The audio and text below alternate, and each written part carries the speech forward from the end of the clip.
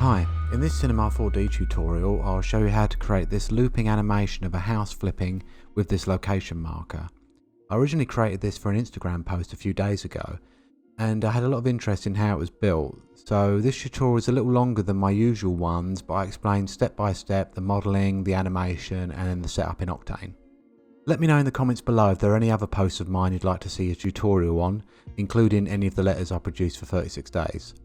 Please remember to like and subscribe and you'll get notifications of when I upload new videos. Let's get started with building the house. To do that we'll create a cube. I'm going to slightly change the shape. I'm going to make it a bit taller because you want to allow for the roof, and probably a little bit wider, maybe like that. Okay. Let's go into our front view.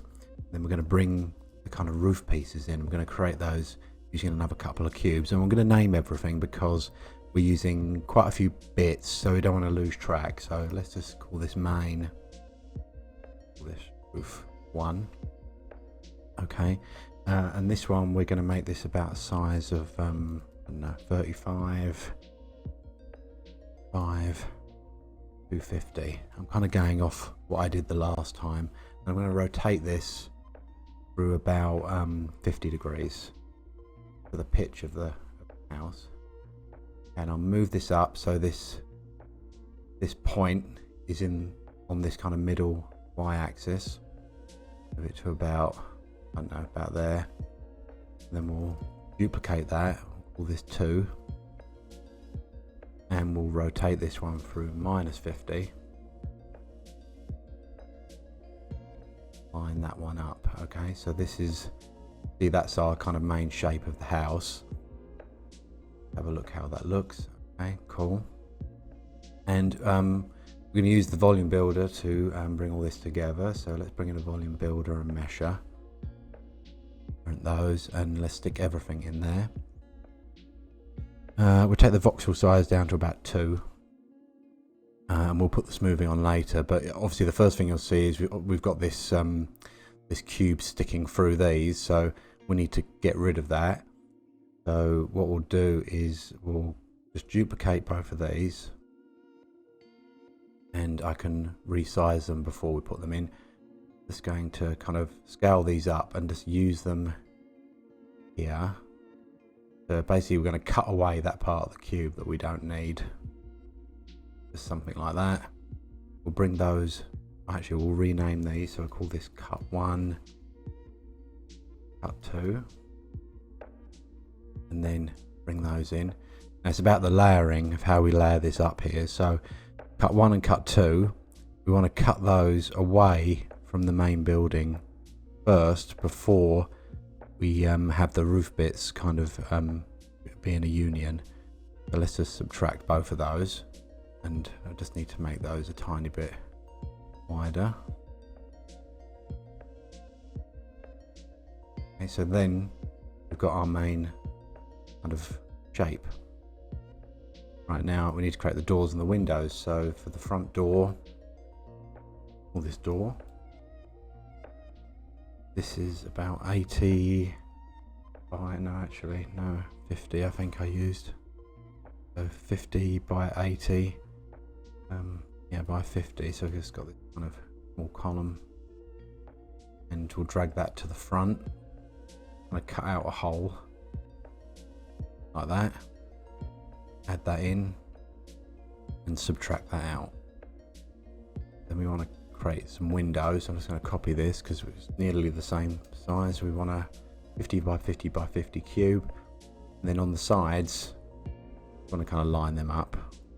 I mean, this is just eyeballing it basically, central-ish.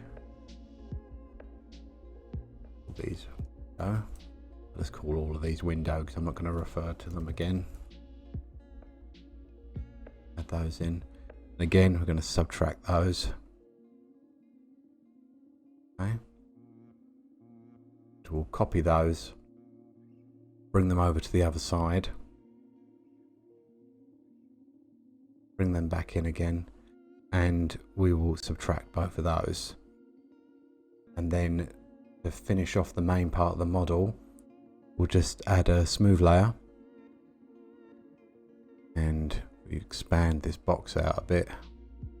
We'll move that right to the top. And that kind of blends everything together and makes it all look nice and like a little toy wooden house is the look we're going for. So I'm going to call this house, save the file, and then I'm gonna I want this kind of front door little cube, and I guess I could just put a cube in there, but we've kind of got all the parts already set up here. So I'm going to duplicate this whole group,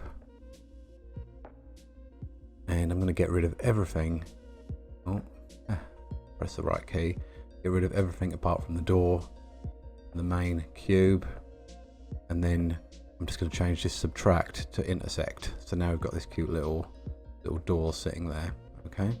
I'm just pausing quickly because I got to the end of the tutorial, rendered out my final file, and I realized I'd done the whole thing without the chimney on the building. So this is why we saved the unbroken version of the house. So I'll just quickly put the chimney in, and this will be in the final render, or the render you saw at the beginning.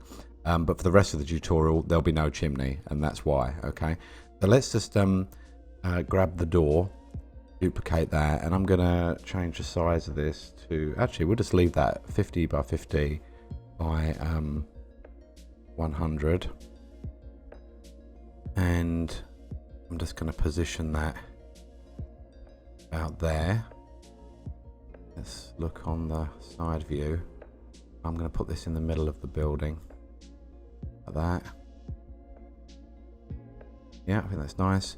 Okay, let's bring that back into the house. We want to make sure the smooth layer is above that. And actually now seeing it, that we'll call that chimney. Yeah, now I'm seeing it, that chimney needs to stick out more. So let's just push it out. Be about out there. Grab that. Let's just grab another one of those chimneys, and we'll just make this 20 by 20. We know it's centered up in the middle of the chimney already. Put that above the chimney, and we will subtract that. Move it up a little bit. There we go. So there's the chimney for our house. Okay, so with that, we'll carry on with the rest of the tutorial, but there'll be no chimney. But that's how you make the chimney, basically. So now we're going to do the base. So let's bring in a cylinder. And this is going to be the base that flips around. So let's make this about a radius of 250, height of 50, and then probably pump this up to about 100 for the rotational segments. And then for caps, I'm just going to add a fillet on there, and let's say make the height 25, and then actually I'll leave the caps like that. So I just want this kind of very rounded edged cylinder. So bring that down, and then now I've got all of those items. I'm actually going to bring everything up. I just want it to sit on the kind of the base axis. That's that. And then we've got this kind of outer ring. So this is going to flip, and then the outer ring is going to be surrounding it, framing it. So let's bring in a tube and check our cylinder. That's on 0.3. So absolutely make sure that's zeroed out. Bring our house in.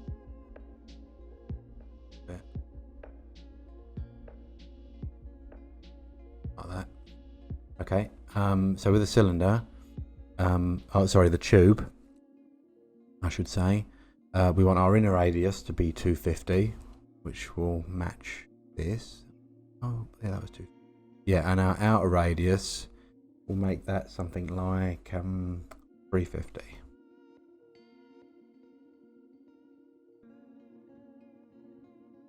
That. We'll change the rotational segments to 100, and then height, make it the same as the other one, so 25. And then for the fillet, we've got 12.5. Is that the same as that one? Yes. Okay. So that's our main setup for our little house. Our house items and the cylinder, they're all going to be kind of linked together. Now when we finally do our animation, we'll want this to rotate around the cylinder, so we want the cylinder to kind of be the parent for the axis. So I'm going to group just the cylinder on its own, so then I've got a null that is in that same axis point, and then I'll drag the door and the house in there, so then rotate all the items. Now I think this will, yeah, see it cuts in, but that's one of the tricks we're going to do when we do the animation, is we're going to make the house kind of scale up as it rotates so it doesn't actually hit the side. So with that done, we can do the kind of location marker that I had at the top. Now for the location marker, let's go into the front view. Let's see our setup, and I'll bring in a circle, line circle, and I'll leave it at the default of a radius of 200. Let's bring that up, and I'm gonna duplicate that and then take the inner circle down to like a radius of 95. Now we've got this circle within circle. Going back to our outer circle, I'm going to make it editable, go to point mode and select bottom point, and then see as I move this number here is kind of how much you're moving it by, so I'm going to bring that down by about 150, need to be precise. And then holding the shift key, you've got these Bezier handles on the circle spline. I'll hold down shift, and then I'm going to rotate these handles kind of until they're kind of following that line. I'm going to do the same on this side. So now we've got our nice kind of location marker type, like Google Maps kind of shape. I'm going to grab both of those, go to objects, connect objects, and delete. So that leaves us with this spline. I'll call that location, and I'm going to put that into an extrude. Before I do that, I'm going to make sure my extrude is kind of centered up with that. Then I'm going to extrude that by 50. My side view, we can see. Extrude that by 50. So and then I want to smooth it out. Now you can just add caps, fillet caps on like this, and up the steps. Maybe you could probably change this. I feel like you actually get a nicer result by putting it into a volume builder and volume mesher. So I'm going to go back to caps. I just think it looks a bit more organic, or like it was molded or made out of clay, or I don't know. I think it's got a nicer look to it. So I'm going to go to volume builder and mesher, and then stick our location marker in, and the voxel size, and go down to 1, and then I'll add a smoothing. I might make this 2. Yeah, so I just think you get more of a kind of organic look. Line looks a little bit funky, so I'm going to go to the spline and probably change this to uniform and up the number. Yeah, see there, that kind of smooths that out a bit. So let's go to our front view. We'll call that location. I'll save, and then that is our house flip. Try and keep on top of everything, and we'll call that one edge. Okay. Now in the animation you'll notice that when the house flips, you actually see the hole in the floor. So we're doing that by cutting a hole out in the floor and using the cloner that we create to create that hole as well. So it's kind of important for us to bring the studio in now. So we'll just create that quickly. So let's we save, bring in a plane. We'll make this kind of big, and then up the segments. Make this 200 by 200. And then we'll bring in a bend,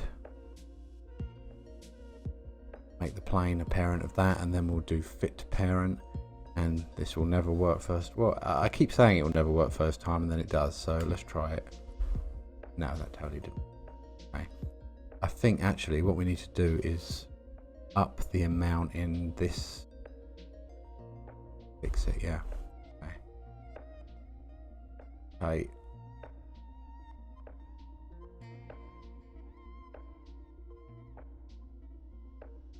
I think this needs to be -90 like that, and then change these numbers. Try this. Okay, good. 1000 actually. Sometimes I find this bend tool to be a bit of trial and error. More error, trial. But, okay, here we go. So that's our scene basically set up. And we probably want to set up the camera so that when we do our loop, we know where our edges are, so we know what's going to be seen in the scene. Now, I'm doing this, you'll have seen this at the beginning of the tutorial, so you know what it finally looks like. So I'm going to set it up, rather than for the Instagram size, I'm going to set it up for this 1920 by 1080 size. So I'm going to render it out at the end and stick it up at the beginning to show you, right, this is what we're going to make in this tutorial. So I'll bring in a camera, and I'm going to change the mode to tele, because I still like that kind of asymmetric sort of look. I'm going to hide that bend, and we're going to kind of just look at this and work out where we want our final setup to be. Now you can see where it's greyed out here and here, that's the edge of the 1920, 1080 or whatever format this is, 1280 by 720, so 920, 1080. Might as well change this now as well to 25. That's our setup, but if you go to options, configure, and then to the view tab, you'll see here we have a tinted border. Turn that off and on. That's this. So that's showing you when you render what's not visible. You may or may not know this, but you can turn the opacity up. So a lot of the time I like to turn that up to 100 because it's not going to be rendered. I don't need to see it. So let's have a. So that's marked off, and I think I'm going to set it up kind of like there. Okay. I'm going to say file, save. Now, because I've set that up now, I'm going to lock that camera. So I'm going to go to tags, Cinema 4D tags, and add a protection tag onto that camera so I can't accidentally move it around. And that's our kind of setup. So we want to have this kind of conveyor belt of houses come in, and as they come into this central position, they get flipped over, and this spins at the same time. So let's set up that. What I've found is that because we're using the volume builder, volume mesher, if you're making clones of it, it can get a little heavy on the system. So what I would suggest doing is probably saving a version of this. So I would something like, let's save as, and we'll call this one unbroken. And this will be our editable sort of version of our files. And I'm just going to go back into the tutorial version, and in this one I'm just going to make both of these objects, actually all three of these objects, editable. So it just makes it easier for us to work with when we're cloning them. Okay. So let's group these together, and we'll call this setup. And I'm going to get a MoGraph cloner, drag our setup into that, and we're going to offset not through the Y but probably through the X. We'll offset this by say 500, no, 1000, yes, by 1000. It's offset by 1000. We're set at the moment at 0 in everywhere. And obviously when we have our animation, we want the first one to be over here. Okay, so we can do that quite easily because we know that these are set 1000 apart and this is on 0, so we just need to make the X here minus 1000. That's our first object, first setup. So this is our first frame basically. Let's go to the project settings, change this to 25 frames per second. I'm going to make this 4 seconds, so it's 100 frames, 4 second loop, and we'll save. Okay, now to make this move, I'm going to do that by using a plane. So let's go to MoGraph, Effectors with that cloner selected, and click plane. And we want to move this again through 1000, so not that way, minus, so minus 1000 is the amount we want to move it by. And you'll see that obviously one's gone because we've only actually got 3 copies of this clone, so I'm going to up it to 5. Okay, so now we can get animating. So let's add a linear field into the fall off for our plane, and we should probably rename this because we're going to use a few effectors. We'll call this one setup move. We're moving this section. Actually, I'll rename this clone as setup as well. Okay, so this is to move this, and I'll name this as well. And this is the only piece of keyframed animation in the whole animation, so everything else is driven by just this one. So we're on frame 0. Let's change the size, the length of this field to something like 450, and then I'm going to rotate that through 90 degrees, plus 9, and then I'm going to position it at the beginning. Now, the point at which it starts moving is the same length as the object, 450. So offset by 450.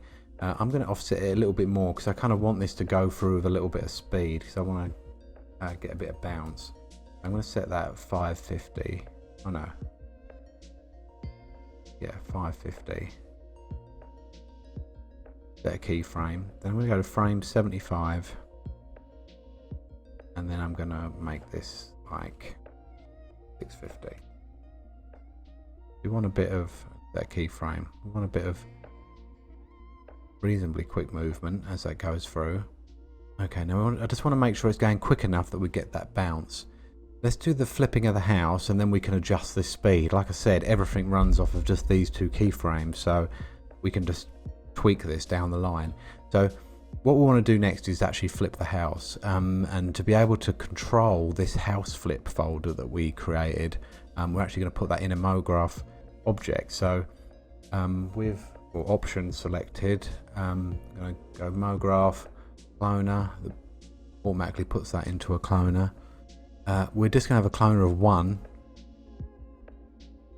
offset by 0, but what this means is now that our cloner can be affected by these effectors.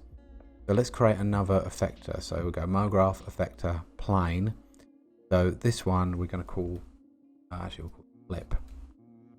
Okay, so this is going to be the effector that flips the house. So we want to affect rotation, and on the P axis we're going to rotate through 180 degrees. Everything's hidden because it's underneath, so let's just hide the floor so we can see what's happening. So let's add in another fall off. So we want another for the flip. We want to go on the fall off tab, we want another linear field. I'm going to make this one about 300 wide, and we'll offset this by 300. So we know by the time it gets to this point, it's fully formed. And because actually, let's make sure we're going the that's right. Yeah, we could play this through. We can see working. Obviously it looks very stiff. We want to get some bounce in there, so I'm going to add the bounce on now. Let's just rename this cloner house flip, but we'll just hide both of those for a second. And on the house flip, let's go to MoGraph effector and add a delay, and then on the effector tab for the delay, let's change that to spring, and let's up this to something like 75, and then we'll play that back and see what that looks like. There we go. So now we've got our bounce. Probably up that actually, maybe 80. Yep. And then we can select our setup, go to the effectors. I'm going to drag the same delay effector into that, and that will give us a bounce on this left and right, right to left movement.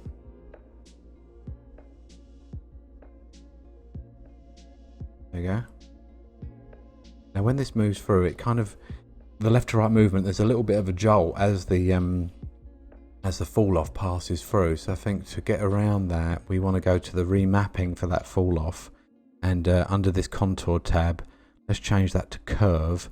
Then we get this nice ease in and ease out. Try that again. I think that looks better. Cool. Okay. So let's go on to that flip object and also turn off in the under parameters color mode. Let's turn off that because we don't want to affect the color of anything. Let's hide both of these just for neatness, and then we can move on to setting up the animation for this up and down motion and the flip for this, and then obviously we need to create the hole in our floor. Right, so let's go into another view and I want to look at this location marker. So a couple of things. I'm going to reset the axis center, execute this. Just make sure that we're basically centered up within that object, so we can rotate it properly. And then I'm going to center that with PSR just to center it in the scene. Probably move it. Oh, do that. Probably move that back up to there. Now for the up and down motion, I did that using a vibrate tag. So we just go to tags, Cinema 4D tags, and vibrate. And I'm going to turn on regular pulse, enable position, and we just want to change the Y position. So change that to 30. And I think I set this to a frequency of 1. Let's have a look. 0.5. Yes. Now I've just realized I actually lied. There is 2 more keyframes. The position or the rotation of this location marker is actually using its own fall off. So sorry for that, but at least it's only 2 more. It means there's only 4 keyframes in this project. So I'm going to, with the location marker selected, let's get another cloner.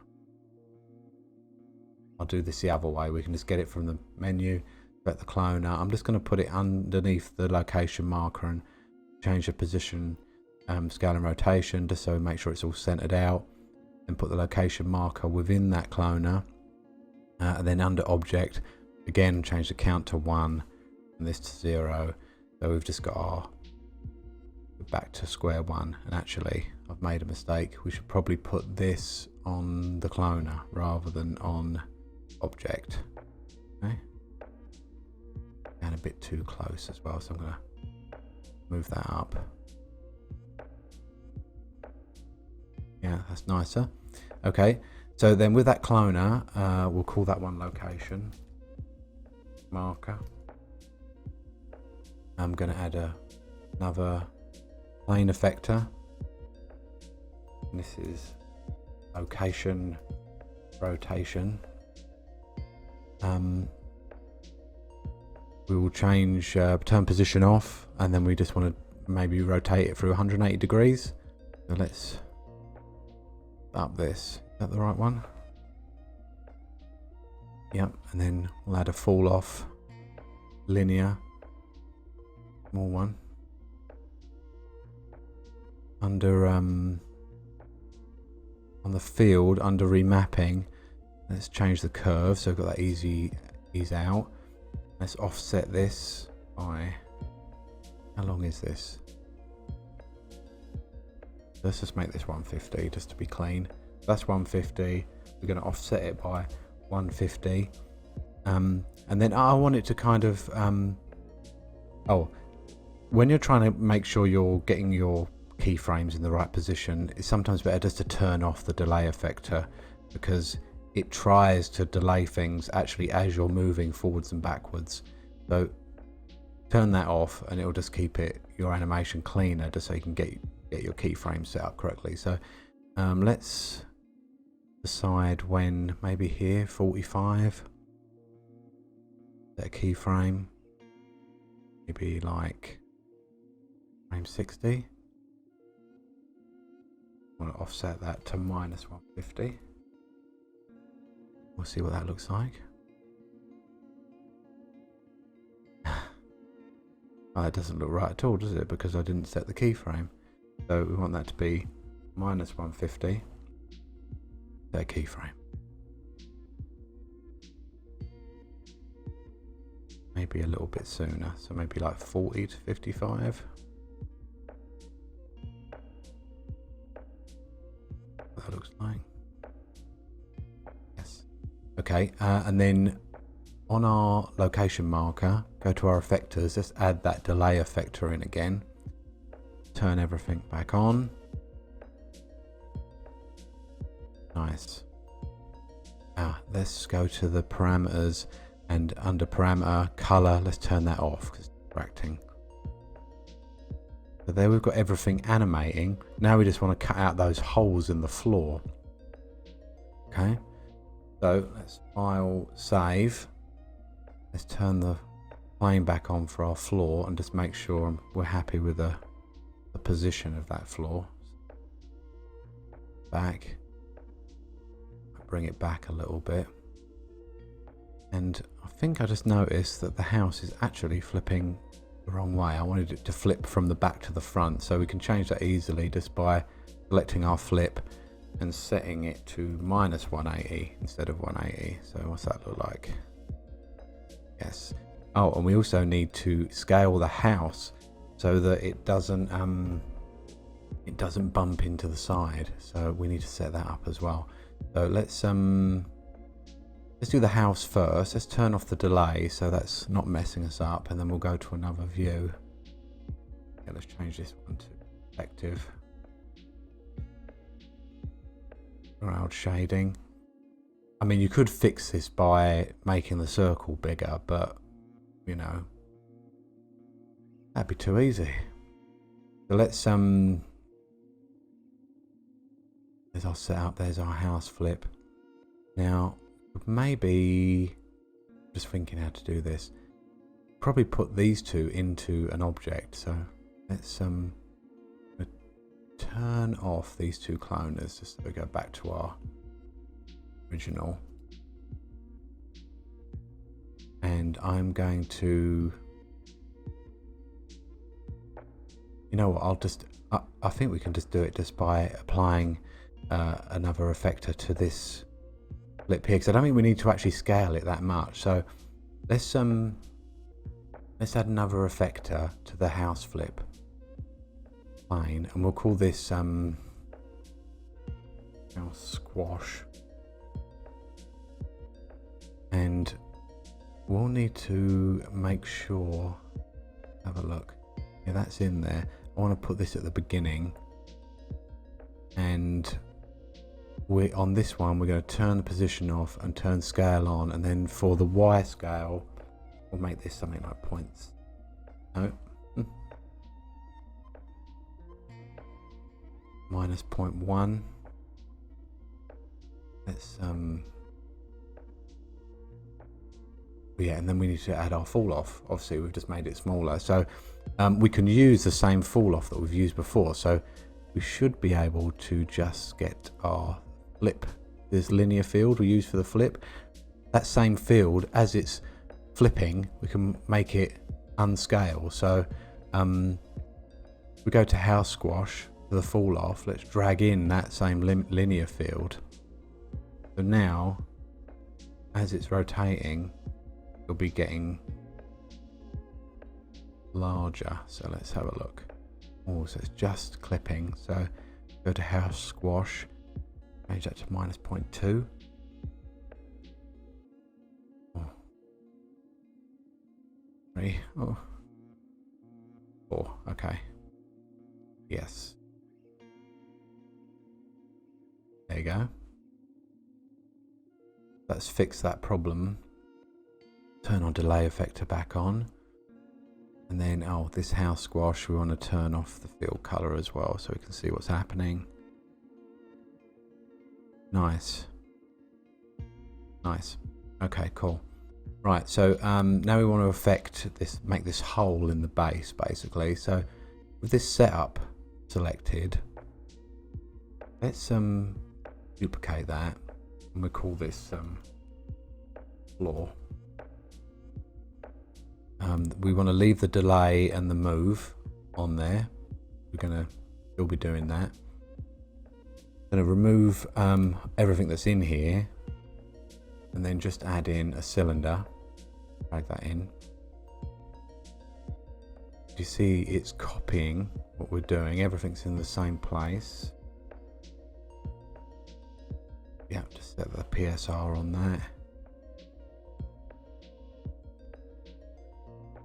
Exactly lining up. Is that because of the delay? Yeah, it's because of the delay. That's why it's good to turn. It's good to kind of like play around with the delay, but then turn it on at the end. So, you know, that's creating our hole, or this where our hole is going to be. Unless it's just a flat plane, so we don't need anything super deep. Bring this down to here, and then I'm just going to use a simple ball, cut one out of the other. So put our plane in there, and then make sure we have high quality turned off, and we want A subtract from B, and that actually have that in set. Okay, that's it. Let's hide our setup. There you go. So now we've got our moving holes in the floor. Oh, let's go back to the beginning. Are they not? Well, there you go. They are moving. Cool. Okay, so that's all working. We'll call this one stage. There's our setup. Everything hidden. We've got our delay. Now it will run slow in the playback because it's trying to cut out that ball on the fly. But you'll see now we've got a nice hole there. Okay, so let's open up a live Octane window, and we'll get this set up quickly in Octane. I've already got some settings set up. So under path tracing, I've got 500, diffuse and specular depth of 10, GI clamper 1, and then I have adaptive sampling turned on. These are just the settings it comes with out of the box. We're set to path tracing, so press the render button. And the first thing we need to do is bring in a HDRI environment, and I'll use the usual HDRI map, this Car Studio 2 from Pixel Lab. I will experiment with using some other ones. I just like using, I like the little reflections I get off of this one. I'm going to just pump the power up on that. Then I'm going to bring in, with nothing selected, I'm going to go to Objects, Lights, and Octane Targeted Area Light. Okay, the size of this, I'm going to make like, sorry, 1,000 by 1,000. Take the tower down to about 20. Then I'm going to move this around the scene. Going to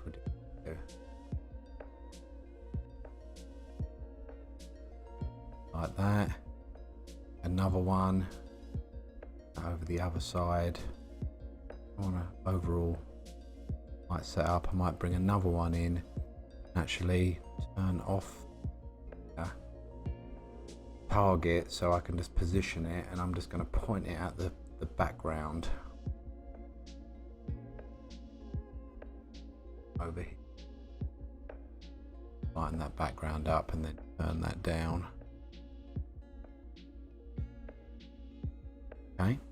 Okay, so let's set up some materials. So the first thing we'll do is the kind of this background ramp, and we're going to use a Octane metallic. I'm going to call this stage. Diffuse, we don't need to change that. Under specular, we're just going to make this a very kind of light pinky purple, very light color, like that. And then roughness, we're going to make this very rough, like 0.8. That's about it for this material, I think. So let's just lighten this a bit more, like that. Then we can add that onto our stage. Now I'll probably put that, it's not affected, just put it on the plane. Okay. So the next thing we'll do is this specular material for the location marker. So let's go to specular, and we'll call this one location marker. And the first thing we'll do is we'll change the roughness. I'm going to make this 0.2. And then we're going to change this BDRF model currently set to octane. We're going to change this to walled. If you want to know, pop quiz, what that means, it is, I've got it written down here, bidirectional reflectance distribution function.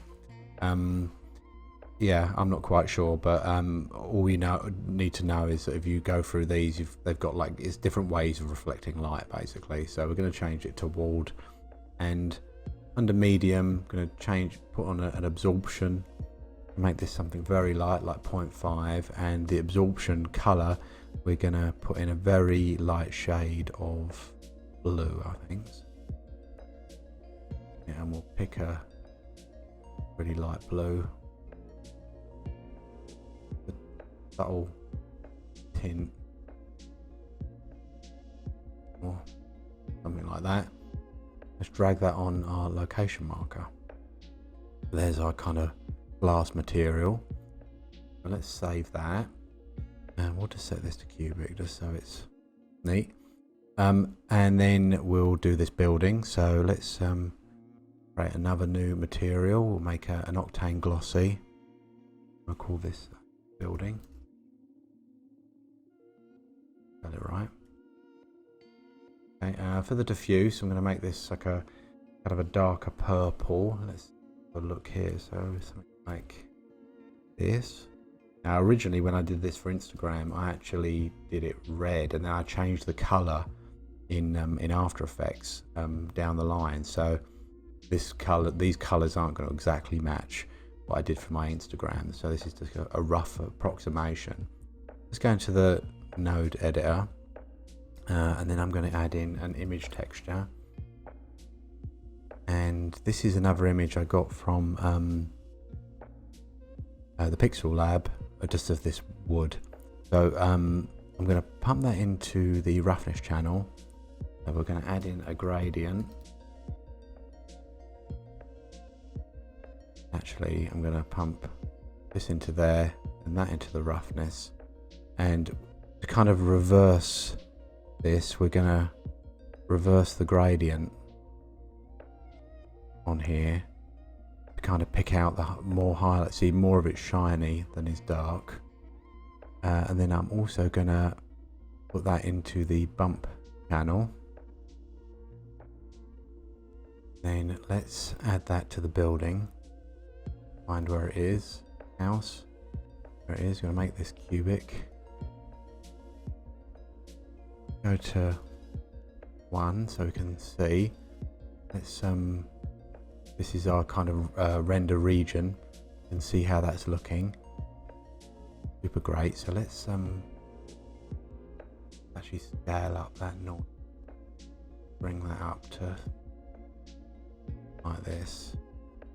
Just so we can kind of, there we go. See, now it was too small. So now we can see that kind of wood texture coming in. So that looks cool. And then we're going to use that same material on this edge. We're going to leave that also the square. I might tone down this a little bit. So let's have a look at this gradient. We'll just drag this out.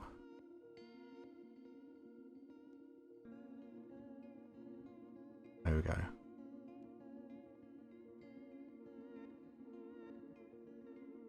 I mean, this is where you can just kind of have a play. Okay, I think I'm happy with that. What I might do is just, while we're here, is just slightly adjust the light at the top, because I think maybe might be able to pick up some more highlights by pointing this a bit more down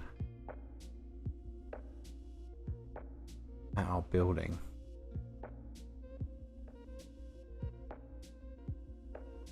Yeah, we might not. Up.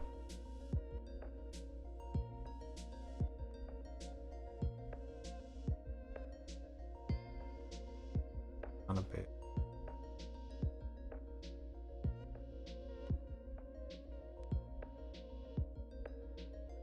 Tweaking is getting dangerous because I'll just end up playing around. that. I'm just trying to see what... I think that's picking up enough on the roof. Maybe it was fine the way it was, but let's just say we'll call that good and call it done. Okay, let's go back to viewing this at 0.3. Oh, and you see our light is crossing camera. We click on the light, then we can go to opacity down here and turn this right down. You can see it turns that off. Now the only other thing to do is I kind of had need to add on the door, so I think I use the same background material as for the door. Look at our little pink door, and we'll just need to put some sort of material on the floor. I think what I might do is copy the building material and change this to... I had kind of a whitey sort of material in my last one, so we'll just do very light pink. That cylinder object back to 1 in our view. I'll set this to cubic, say fit to object, a render region. Completely disappeared. Again, change the scale. That looks really tiny. Change this that way.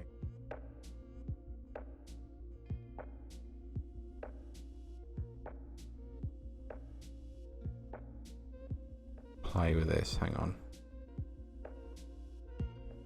Ah, that's better.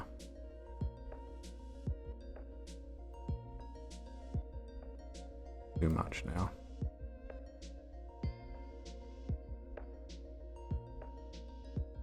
Like that.